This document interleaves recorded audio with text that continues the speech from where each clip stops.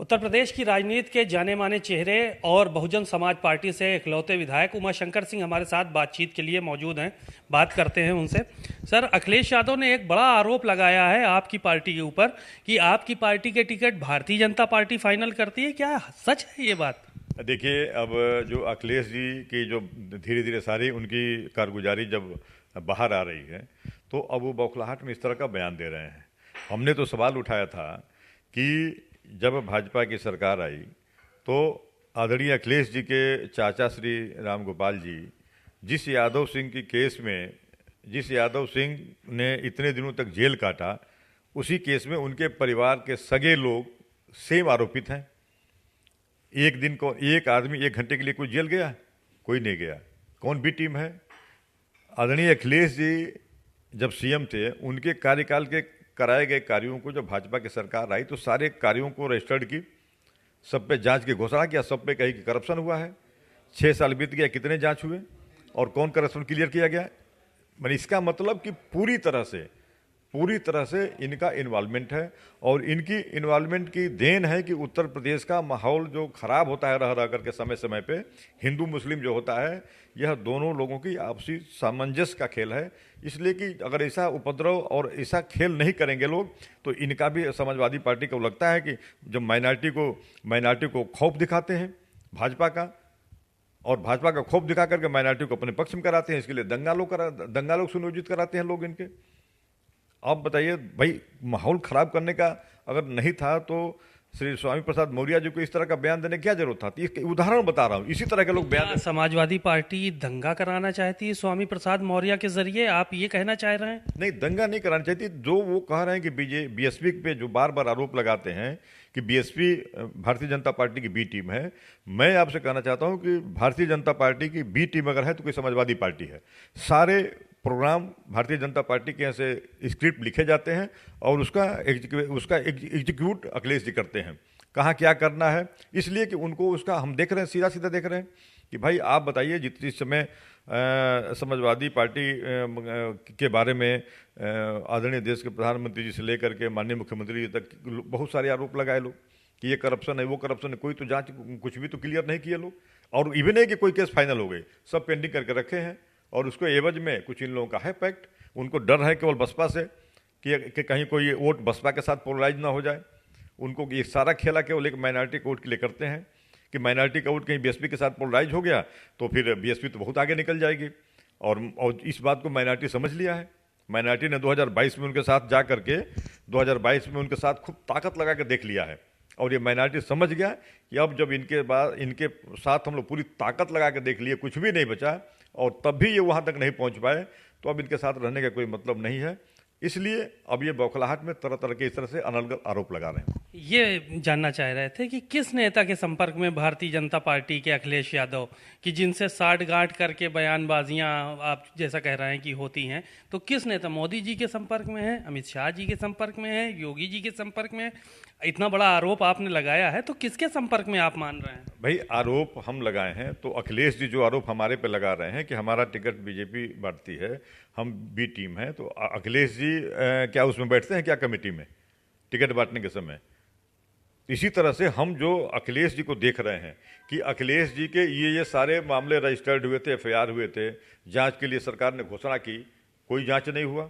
हम ये देख रहे हैं कि एक केस थी रजिस्टर्ड हुई थी नोएडा में, प्राधिकरण में, अथॉरिटी में, और वहाँ पे उसमें हुआ कि श्री राम गोपाल जी के परिवार के काफ़ी लोग उसमें इन्वॉल्व हैं, तो पता लगा उसमें भी कुछ नहीं हुआ। तो हम तो ये देख रहे हैं ना, हम तो उदाहरण दे रहे हैं। हमारा एक उदाहरण दें अखिलेश जी, अखिलेश जी हमारा एक उदाहरण दें कि हमने कौन सा टिकट और कौन सी कहाँ से हम बी टीम है। हम तो जोरदार तरीके से लड़ते हैं। अब हमने मान लीजिए, अब हम अपना मजबूत कैंडिडेट न दें, अब हमारा मजबूत कैंडिडेट अगर हम दे रहे हैं, हमने अगर मजबूत कैंडिडेट मान लिया, ठीक है, हमने घोषी में दिया, भाई हमने जहाँ जहाँ मजबूत कैंडिडेट दिए, अब उससे उनको चीड़ है तो भाई उनकी चीड़ बनी रहे, लेकिन उसका कोई फायदा नहीं होने वाला है। रामनवमी के मौके पर भारतीय जनता पार्टी अब जगह जगह रामायण का पाठ कराएगी और इसके लिए सांस्कृतिक विभाग की तरफ से आदेश भी जारी कर दिया गया है। तो ठीक है, अच्छी बात है। कुछ न कुछ वो सांस्कृतिक विभाग इसी के लिए बना हुआ है कि विभिन्न सभी धर्मों का आयोजन जो है संस्कृति विभाग को देखना चाहिए। सभी धर्मों पे को बराबर फोकस करके इन आयोजनों को ये करना चाहिए। हर धर्म के जो लोग हैं, हर मजहब के लोग हैं, वो अपने अपने धर्म के प्रति उनकी आस्था होती है। तो मुझे लगता है कि सरकार सबकी होती है और सरकार के संस्कृति मंत्री जी या पर्यटन मंत्री जी सभी धर्मों के लोगों से जो जो इस तरह के मतलब उनके त्यौहार आते हैं उसमें बढ़ चढ़ करके उनकी मदद करनी चाहिए। एक सवाल ये था कि स्वामी प्रसाद मौर्य ने सरकार के इस आदेश का बड़ा विरोध किया और कहा रामचरितमानस को लोगों ने पढ़ना बंद कर दिया, तो अब सरकार पढ़वा रही है जबरदस्ती। अभी तो मैंने देखा न्यूज में, अभी न्यूज में चल रहा था कब स्वामी प्रसाद मौर्य जी कब क्या बोलेंगे। अभी तो उन्होंने कहा कि नहीं, योगी जी का बुलडोजर बहुत अच्छा है। तो मुझे लगता है कि कहीं ना कहीं से इनको भी दिख रहा होगा कि बुलडोजर का कहीं निशाना हमारे तरफ तो नहीं आ रहा है। और मैं तो डे वन से कह रहा हूँ कि सारी अगर स्क्रिप्ट है, स्वामी प्रसाद मौर्य जी सब स्क्रिप्ट को फॉलो कर रहे हैं। नहीं तो स्वामी प्रसाद मौर्य जी की बेटी आज भी भारतीय जनता पार्टी से सांसद हैं। इतना अगर उनको भारतीय जनता पार्टी से नफरत होता तो क्यों नहीं उनसे रिजाइन दिला देते। लेकिन नहीं, इसलिए सब समझ में आ रहा है। और अब बोलने लगे हैं कि नहीं, इस बुलडोजर का हम स्वागत करते हैं। मैं कई चैनलों पर देखा कि आ रहा था कि उन्होंने बोला है कि नहीं, मैं बुलडोजर का स्वागत करता हूं, अपराधियों के घर पे और ऐसे लोगों के घर बुलडोजर चला दिया जाए, थोड़ा देर हो रहा है जल्दी चला दिया जाए।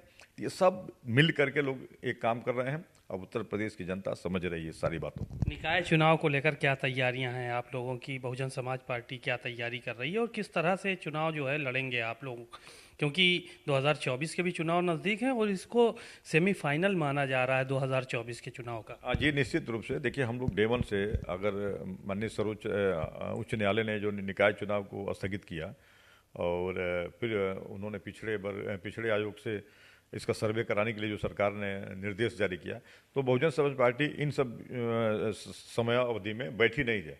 रेगुलर उस पर माननीय बहन जी रोज उस पर मॉनिटरिंग करते रही। अलग अलग जिले के लोगों को, अलग अलग जोन के, मंडल के सभी लोगों को बुला करके इस समय माननीय बहन जी लखनऊ में मौजूद हैं और पूरी उसकी प्लानिंग के तहत जैसे ही हम लोगों का हुआ कि मतलब अब लगा ऐसा कि जब आयोग ने अपनी रिपोर्ट सौंप दिया तो बहुजन समाज पार्टी और सक्रिय हो गई है और अपने सभी लोगों को बुला करके बहन जी जिम्मेदारी सौंप भी रही हैं अलग अलग लोगों के लिए।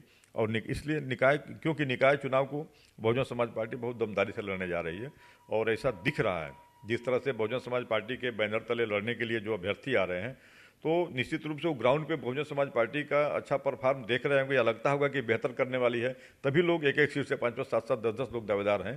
तो बहुजन समाज पार्टी मुझे लगता है कि इसमें निकाय चुनाव में बेहतर परिणाम देगी। एक आखिरी सवाल ये था, क्या सांसदों को भी जिम्मेदारी दी जाएगी 2024 और निकाय चुनाव के लिए? देखिए, मुझे लगता है कि सभी मैंने हमारे सांसद, विधायक, पूर्व विधायक जो भी लोग हैं, इस तरह के संगठन में जो लोग काम करते हैं, सबके भाई माननीय सांसद जी के क्षेत्र में जो नगर निकाय हैं उस पर तो उनकी निश्चित रूप से जिम्मेदारी रहती है।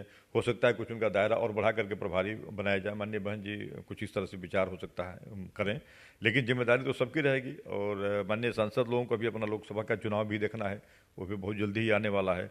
तो इसी बहाने उनका दोनों काम होगा। अगर नगर निकाय के चुनाव में वो बढ़ चढ़ के भाग लेंगे तो उनका दोनों क्षेत्र मजबूत होगा और इससे हमें भी फायदा मिलेगा।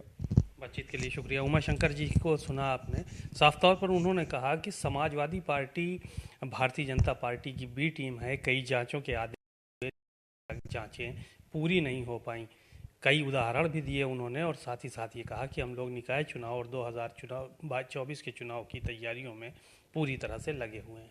कैमरामैन सौरभ के साथ सीमा नकवी, भारत समाचार, लखनऊ।